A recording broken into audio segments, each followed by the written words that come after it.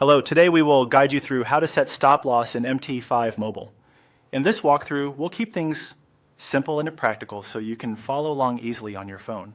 A stop loss is a risk management tool that helps close a trade automatically if price moves against you to a level you choose.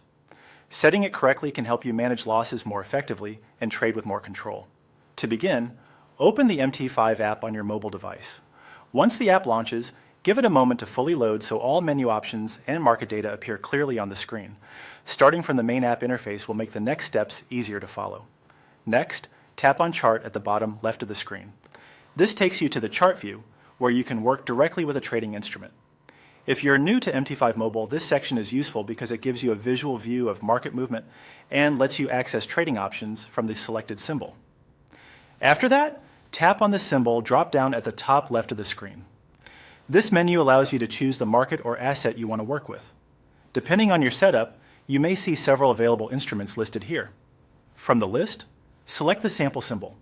This simply means choosing the instrument you want to use for this demonstration.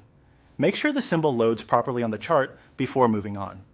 A quick check here helps avoid entering a stop loss on the wrong instrument. Once the correct symbol is open, tap the plus icon at the bottom left. This opens the trading setup area for that symbol. In MT5 Mobile, this is where you can enter or adjust trade-related values, including protective levels like stop loss. Now tap on SL and enter the sample value. SL stands for stop loss.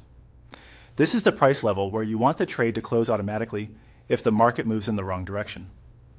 Be careful when entering the value, since even a small number difference can change your risk significantly. It's a good idea to double-check the digits before confirming anything, especially on a mobile screen where typing errors are easier to make. And that's it. You've now gone through the process of setting a stop loss in MT5 Mobile. Taking a few extra seconds to review the symbol and the stop loss value can help you avoid mistakes and manage trades more confidently.